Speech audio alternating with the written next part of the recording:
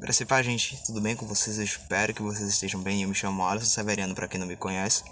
E para quem me conhece, eu também me chamo Alisson Severiano. Eu queria hoje falar um pouco sobre o corpo de Jesus, sobre as partes dele e o que essas partes também têm em específico. Para começar, eu queria ler Mateus no capítulo 8, versículo 2 até o 4, que diz assim: E eis que um leproso, tendo aproximado-se dele, adorou e de joelhos clamou: Senhor, se é da tua vontade, pode purificar-me? Então Jesus, estendendo a mão, tocou-lhe, dizendo: Eu quero ser limpo. E no mesmo instante ele ficou purificado da lepra. Em seguida disse-lhe Jesus: Veja que não digas isto a ninguém, mas segue, mostra teu corpo ao sacerdote e faz a oferta que Moisés ordenou, para que sirva de testemunho. Gente, a primeira parte que eu queria ler aqui é que as mãos de Jesus ela tem poder sim para curar. As mãos dele têm poder, como eu acabei de ler nesse versículo, nesse capítulo. Ele conseguiu chegar até um leproso, tocar nele e curar. O que de importante, o que de específico eu queria falar sobre isso? É que Jesus ele tem um coração tão bom, Jesus ele tem um coração tão humilde, sabe? Ele tem um coração tão aberto para tudo que um leproso, onde naquele tempo não era bem visto, não era bem recebido, tanto que tinha um lugar onde somente leprosos ficavam, não podia tocar nas pessoas e etc. Ele chega de joelhos até Jesus e com toda a sinceridade do mundo ele fala o seguinte: Senhor, se é da tua vontade, eu quero ser limpo. E Jesus no mesmo instante o responde, mas não responde ele de uma maneira simples, porque sendo Jesus ele podia simplesmente de longe chegar e falar: eu quero, seja limpo, e mandar ele embora. Mas não é isso que Jesus faz. Jesus ele chega, toca nele e fala: eu quero, seja limpo. Eu fico imaginando a cabeça daquele leproso, o coração, a alegria. Porque num instante ele não pôde ser tocado por ninguém. Mas no outro, a pessoa que toca nele está simplesmente limpando ele. Está simplesmente curando ele da lepra. E Jesus ele é tão bom, ele é tão, sabe, gigante. Que neste momento ele toca no leproso e limpa ele da lepra. Deixa o leproso feliz e fala o seguinte: olha, não mostra isso a ninguém, mas vai até o sacerdote, mostra que você está limpo e faça o sacrifício de acordo com a lei de Moisés. Eu queria ler outra coisa aqui também. É que as mãos de Jesus elas não são apenas para curar. Elas não estão aqui apenas para operar milagres, mas para nos ajudar também. Quantos aqui nunca se sentiram abraçados ou sustentados pela mão de Deus?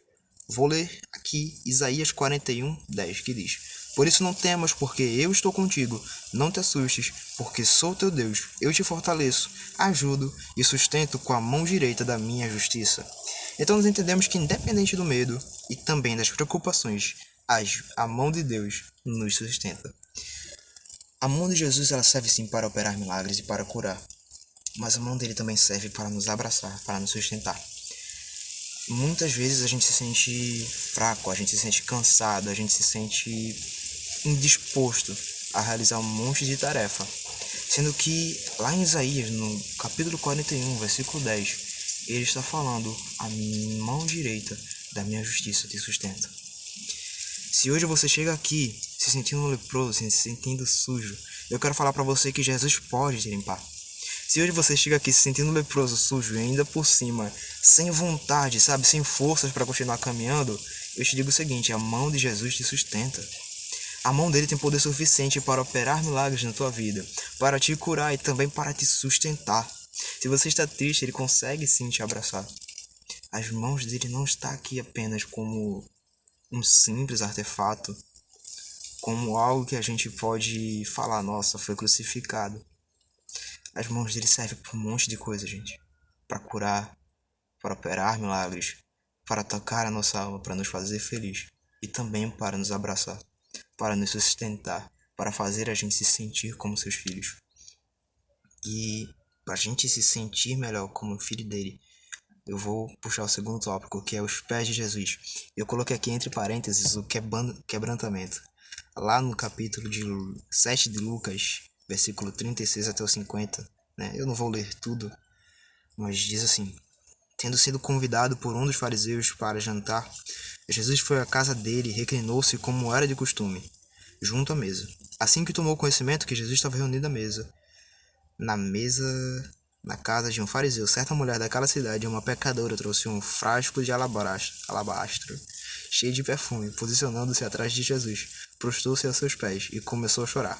Suas lágrimas molharam os pés de Jesus, mas ela em seguida os enxugou com os próprios cabelos, beijou-os e ungiu com o perfume.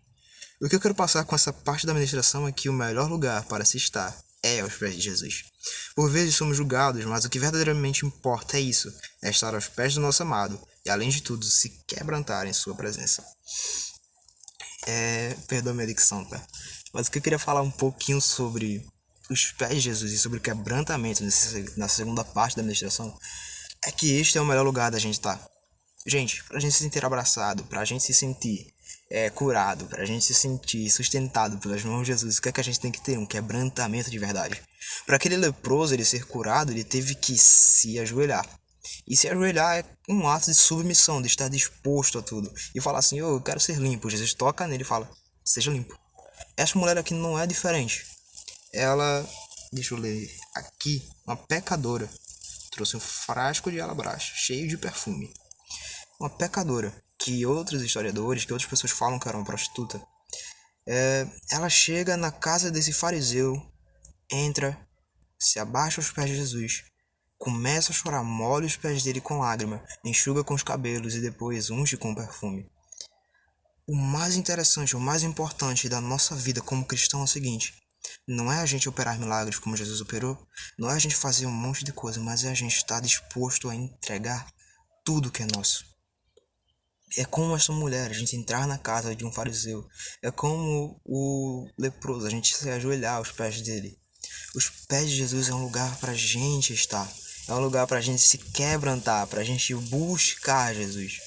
A gente não quer as mãos dele para colocar na nossa cabeça e falar nós somos fortes, nós temos poder para isso. A gente quer os pés de Jesus. A gente quer se quebrantar, quer se humilhar e se entregar verdadeiramente. Porque é isso que a gente precisa. É isso que a gente quer ter. É o quebrantamento. É se chegar lá e estar com ele. Por vezes a gente vai ser julgado, como acabei de falar aqui. Por vezes as pessoas vão falar, mas você só vive falando de Jesus, mas você só passa tempo orando com Jesus. Eu vou dizer uns negócios com toda sinceridade para vocês. Se a gente não passa tempo com Jesus, a gente não é cristão. Se a gente não se humilha, se a gente não busca orar, se a gente não busca estar aos pés dele, a gente não é cristão. Porque o mais importante de tudo não é a gente fazer coisas, mas é a gente entregar quem a gente é para ele. Um dos segredos do avivamento é entregar tudo que você quer, tudo que você tem, tudo que você é para Jesus. Lá em Salmos, no capítulo 51, versículo 17, Davi diz o seguinte: o verdadeiro e aceitável sacrifício é o eterno, é o coração contrito, um coração quebrantado e arrependido. Jamais será desprezado por Deus. Um coração contrito, quebrantado, jamais será desprezado por Deus. Tenha um coração contrito e quebrantado. Tenha humildade para chegar aos pés de Jesus. O terceiro ponto que eu queria falar aqui é sobre o coração de Deus, o amor. Romanos 6,17 diz o seguinte: todavia, graças a Deus, porquanto embora havendo sido escravos do pecado, obedecestes o coração, a forma do ensino a que fostes submetidos. Paulo nos fala que apenas graças a Deus, nós que éramos escravos do pecado, hoje somos libertos. E se lermos o versículo 18, vemos Paulo falar: agora sois escravos da justiça, que é a vontade ou o coração de Deus. Bem-aventurados os limpos de coração, porque verão a Deus. Mateus 5:8. No Sermão da Montanha, Jesus já explica com as bem-aventuranças. E a bem-aventurança significa bom posicionamento, o devido ao seu coração puro. Você verá a Deus.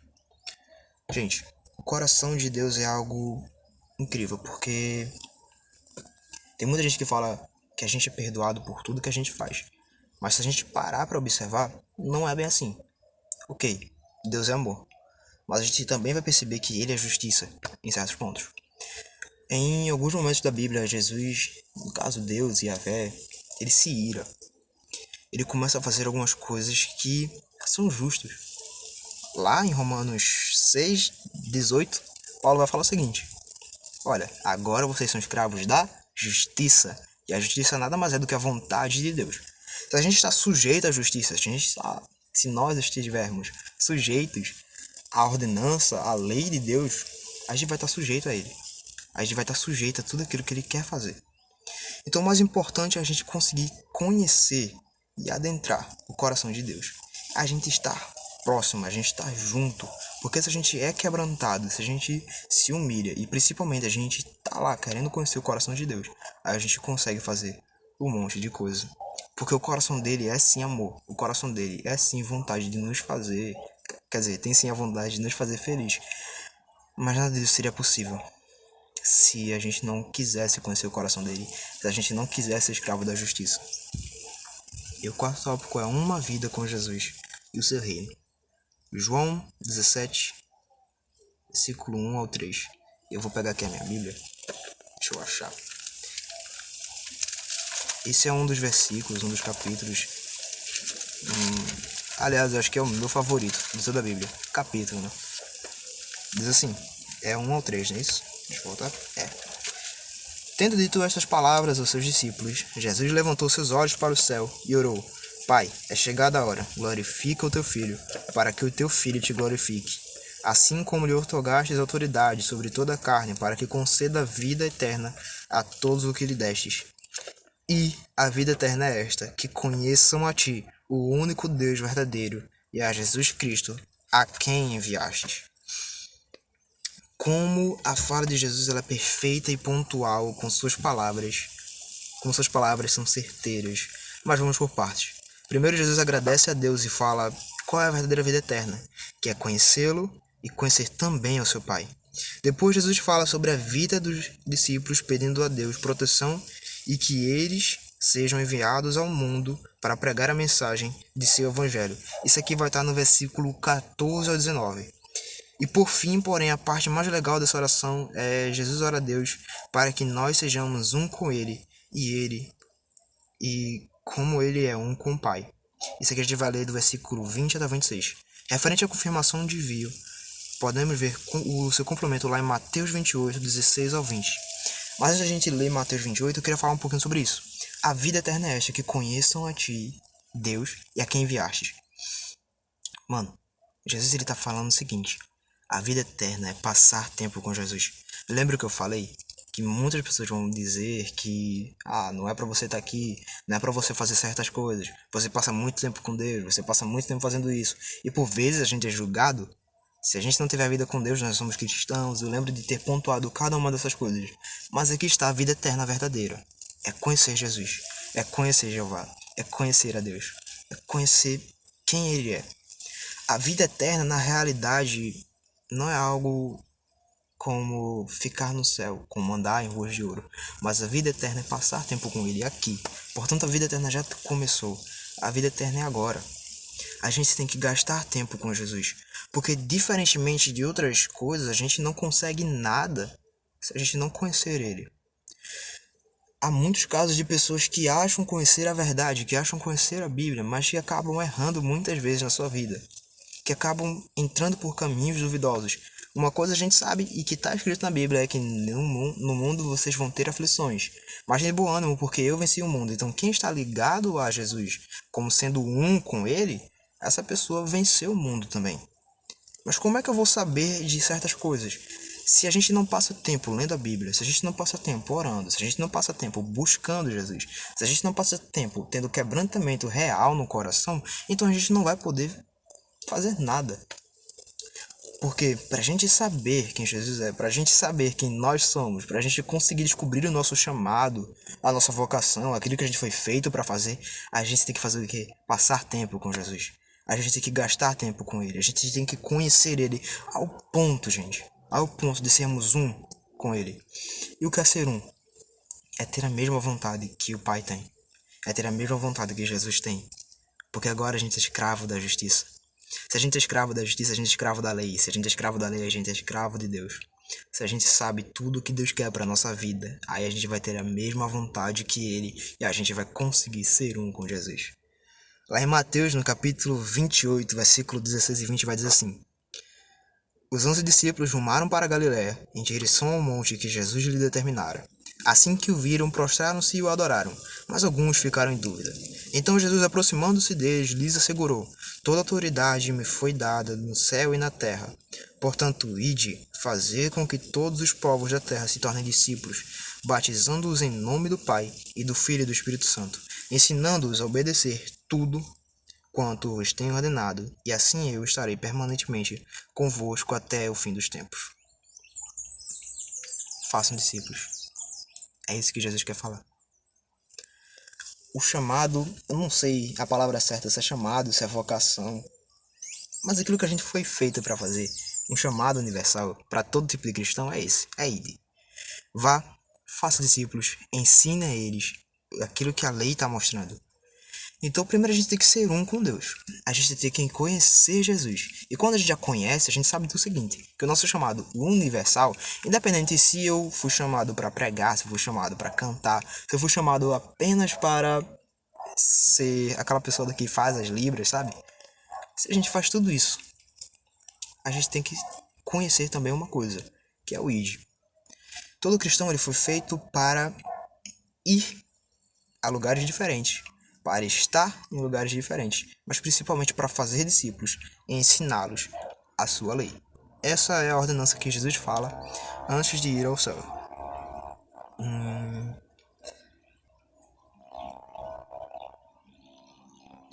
E a parte B é o reino de Deus. Marcos capítulo 1, versículo 15 diz o seguinte: cumpriu seu tempo, está chegando o reino de Deus. Arrependei-vos e crede no evangelho. Com as melhores palavras, Jesus nos alerta sobre a chegada do seu reino. Com as melhores palavras, ele fala o seguinte: é chegado o meu reino. Por fim, vamos ler Lucas 3:29. Pessoas virão do Oriente e do Ocidente, do Norte e do Sul, e ocuparão seus lugares à grande mesa no reino de Deus. Após o fim, a consumação dos séculos, Jesus nos diz que virão povos de diversos lugares do mundo, que foi onde seu evangelho foi pregado, e isso só pode acontecer através do seu amor. Agora, para recapitular tudo, a nossa vida como cristão, a nossa caminhada como cristão, está toda aqui. Primeiro, nós somos resgatados pela mão de Jesus. Ele opera um milagre, a gente fica limpo, ele nos abraça e nos sustenta.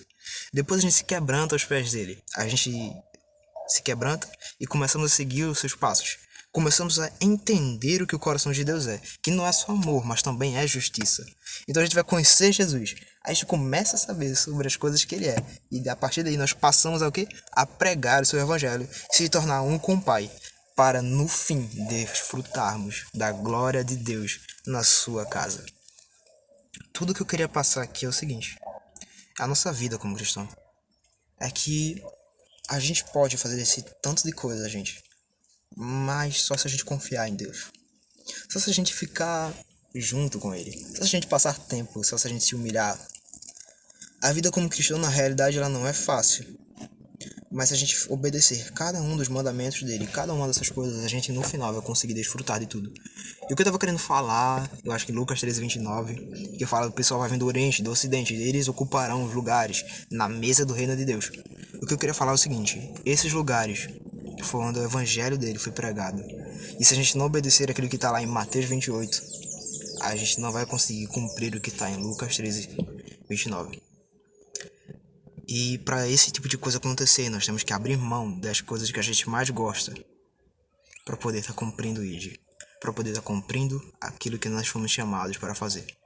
Portanto, o que eu queria falar para vocês hoje, para cada um que me segue, para quem também não me segue, se você não me segue, começa a me seguir, é: busquem tempo com Jesus, passem tempo com Ele, mas principalmente façam aquilo que Ele mandou a gente fazer. Vão, preguem, louvem, mas principalmente carreguem a unção de Deus. Sejam condutores da glória de Deus, para que independente de tudo, a gente possa ser um com Ele e no final estar na mesa ceando com o Pai. Eu quero ver muita gente lá. Eu sei que o nosso coração se enche de alegria, mas para isso, eu, Alisson, tenho que abandonar a minha vontade para cumprir aquilo que Jesus quer. Então, se você tem alguma dúvida ou qualquer coisa, comece a ler a Bíblia, comece a procurar pessoas que entendam mais do assunto, converse e passe mais tempo com essas pessoas, mas principalmente mesmo, gaste tempo lendo a Bíblia, orando e adorando a Deus, buscando conhecer quem Ele é, para no final a gente se conhecer. Amém? Eu agradeço a todos que ficaram até o final. Esse vídeo ficou um pouquinho longo, mas tudo que eu queria falar eu acabei falando. Eu espero que vocês tenham gostado. Se você está assistindo isso aqui pelo YouTube, curta, compartilhe, se inscreva também no canal. Se está no Tico, então você curte também, né? Segue. Se tá no Instagram, curte, qualquer coisa. Eu vou postar nessas 3 redes sociais, eu não sei pra onde, quando é que você vai ver, se vai ser de dia, de noite, de tarde. Mas o que eu quero falar é o seguinte: se essa mensagem chegou até você, agradeça a Deus, porque Ele tava querendo falar algo pra você. Passe tempo com Ele, amém? Nos vemos no nosso próximo encontro. E não se esqueça de me seguir. Fiquem com Deus.